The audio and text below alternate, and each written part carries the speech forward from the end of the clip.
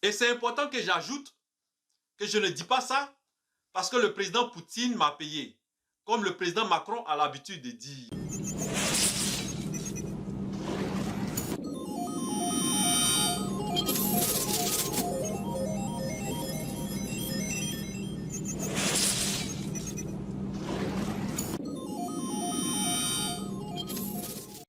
Normalement, si vous n'êtes plus demandé quelque part, le plus simple, c'est de s'en aller. Mais la France officielle s'accroche. La France, en tant qu'entité politique, s'accroche. L'élite française, dirigée par le président Macron, s'accroche. C'est triste qu'en 2023, le président Macron parle de l'Afrique comme s'il veut se substituer aux Africains. C'est triste qu'en 2023, le président Macron pense qu'il connaît mieux nos propres intérêts que nous-mêmes. C'est triste qu'en 2023, le président Macron continue d'entretenir des relations ancestreuses avec nos propres dirigeants. L'échec de la France face au terrorisme dans les pays comme le Niger, le Burkina Faso et le Mali doit pousser le président Macron à se poser des questions. Ce que le président Macron ne sait pas, c'est que nous savons très bien qu'une armée de libération pendant 10 ans est une armée d'occupation. Le président Macron a eu le courage d'affirmer que seule sa marionnette, le président Mohamed Bazoum, peut rompre les accords de coopération militaire. Des accords qui nous rappellent les accords coloniaux. En plus, son ministre des Affaires étrangères a déclaré aussi que seul le président Mohamed Bazoum, le marionnette reconnu par la France et la CEDEAO, a le pouvoir de modifier les accords de coopération militaire. Ces accords qui nous rappellent les accords coloniaux. Est-ce qu'il faut rappeler au président Macron que nous savons très bien que l'armée française, avec l'armée européenne, n'a pas besoin de 10 ans pour se débarrasser des terroristes. Et ça nous prouve tout simplement que la France officielle a intérêt à ce que le terrorisme dans la région du Sahel continue pour justifier toujours sa présence. Pourtant, Thomas Sankara avait dit « Toute aide qui n'aide pas à se départir de l'aide, il faut s'en débarrasser. » Pourquoi la France, avec ses 1500 militaires au Niger, en plus des 1100 militaires américains, pour aider ce pays dans la lutte contre les groupes djihadistes, n'arrive pas à se débarrasser des terroristes?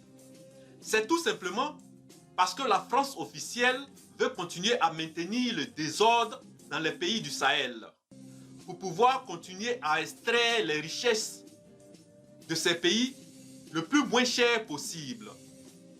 La France officielle, dirigée par le président Macron, demande le retour sans délai à l'ordre constitutionnel nigérien autour du président Mohamed Bazoum. Pourtant, il apporte son soutien à fond à la junte militaire du Tchad. Il trouve que c'est normal que la junte militaire du Tchad n'a pas respecté leur constitution. La junte militaire du Tchad n'a pas dérangé la France officielle. Laissons la junte militaire du Tchad. Parlons du président Macron lui-même. Le président Macron se plaint du Niger. Il se plaint du Burkina Faso. Il se plaint du Mali. Et il se plaint de ce que la Russie fait en Ukraine. Il trouve que ces pays du Sahel et la Russie ne respectent pas le droit. Pourtant, le président Macron lui-même ne respecte pas le droit international. En plus, le président Macron traite les Africains d'hypocrites. Lors de sa conférence de presse avec le président camerounais à Yaoundé, le président Macron a dit qu'il voit souvent l'hypocrisie sur le continent africain.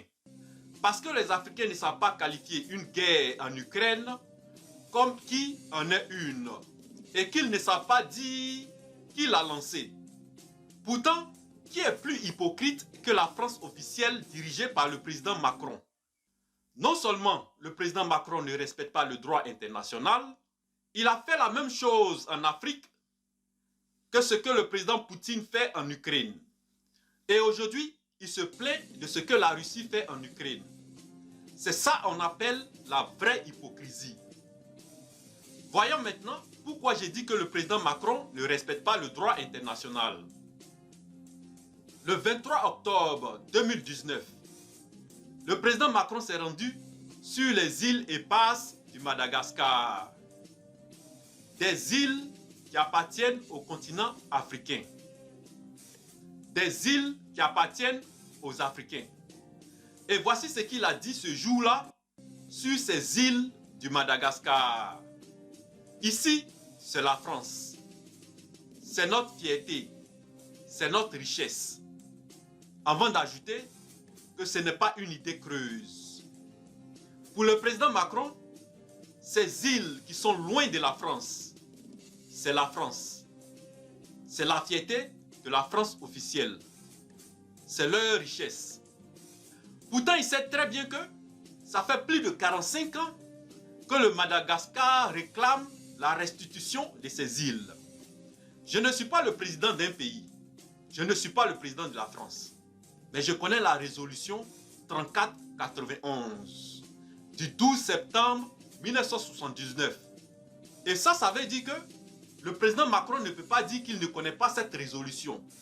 La résolution 3491 du 12 septembre 1979. Qu'est-ce que cette résolution-là dit? La résolution 3491 du 12 septembre 1979 est très claire. Cette résolution de l'ONU invite la France à entamer sans plus tarder la réintégration des îles Éparses qui ont été séparées arbitrairement du Madagascar. Pour ceux qui ne connaissent pas les îles Éparses du Madagascar, c'est 4 îles qui constituent une richesse autour de la grande île du Madagascar. Sur ces îles, on trouve l'air la plus pure au monde. Malgré cette résolution de l'ONU, la France officielle dirigée par le président Macron continue de déclarer que ces îles lui appartiennent. Ce que le président Poutine fait en Ukraine, c'est simplement suivre l'exemple de ce que la France officielle dirigée par le président Macron continue de faire au Madagascar. La loi du plus fort. Si en occupant l'Ukraine, c'est ne pas respecter le droit international, c'est la même chose pour la France officielle qui refuse de restituer les îles Éparses au Madagascar. Le président Macron ne respecte pas le droit international. Et ça, nous le savons depuis longtemps. Le vrai hypocrite, c'est le président Macron. Et il traite les Africains d'hypocrites. Pourtant, c'est lui le vrai hypocrite. 3 mois avant la déclaration d'indépendance du Madagascar, le général de Gaulle a préservé les intérêts de la France officielle en prenant un décret. Il a pris un décret qui a placé les îles Éparses sous l'autorité du ministre français chargé des départements et territoires d'outre-mer. À l'époque, le général de Gaulle avait voulu conserver une zone économique exclusive de 640 000 km², riche en pétrole, en gaz et riche en ressources marines.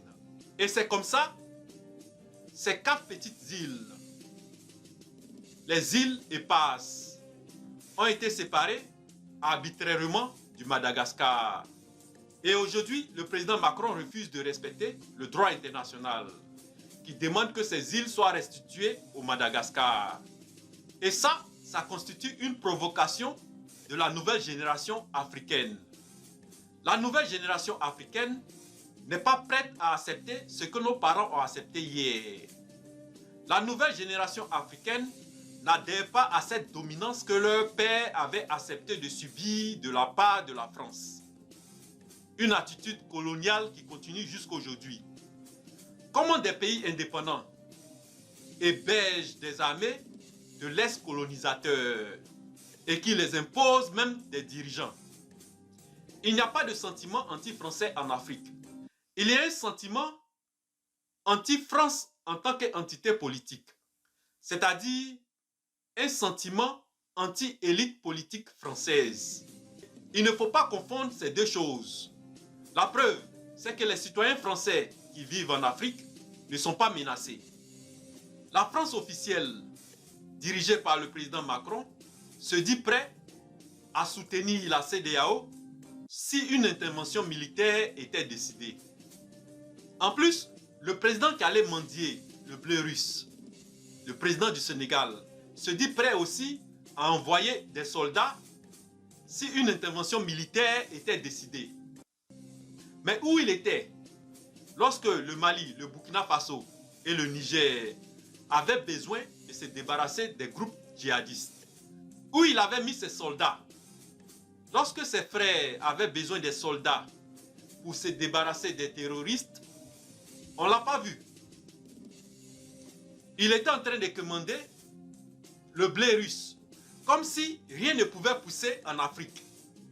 Il n'y avait pas de terre fertile en Afrique. Le Nigeria, qui est aujourd'hui à la tête de la CEDEAO, se laisse influencer par la France officielle. Le Nigeria, qui n'a même pas pu se débarrasser de Boko Haram, se dit prêt à envoyer des soldats au Niger. La question qui se pose aujourd'hui, c'est où la CEDEAO était lorsque les pays du Sahel avaient besoin de leurs soldats. Le Nigeria, qui est aujourd'hui la plus grande puissance de la CEDEAO, se laisse manipuler par la France officielle. Voilà pourquoi on ne peut même pas se débarrasser de la monnaie coloniale, le franc CFA. On ne peut même pas créer notre propre monnaie sans l'implication du président Macron. Avant, la France officielle faisait son braquage de nos ressources dans l'obscurité, avec la complicité de nos dirigeants. Mais aujourd'hui, avec la nouvelle génération et les réseaux sociaux, le jour s'est levé. Le visage du braqueur qui pille nos ressources naturelles s'est dévoilé. La nouvelle génération ne veut plus de l'héritage colonial. Le franc CFA, le franc des colonies françaises, la coopération militaire, une coopération coloniale. Le terrorisme qu'on voit aujourd'hui dans la région du Sahel, c'est la conséquence de l'intervention de la France officielle en Libye. C'est important de savoir ça. Voilà pourquoi il faut apprécier ce qu'on voit aujourd'hui au Sahel. On a eu le printemps arabe. Aujourd'hui, nous avons le printemps du Sahel. Je vais finir cette vidéo en disant que si la CEDEAO fait l'erreur de prendre la décision d'intervenir militairement au Niger, avec le support de la France officielle dirigée par le président Macron, c'est toute l'Afrique qui va perdre. Ça va créer du désordre dans la région du Sahel. Et c'est toute l'Afrique qui va perdre.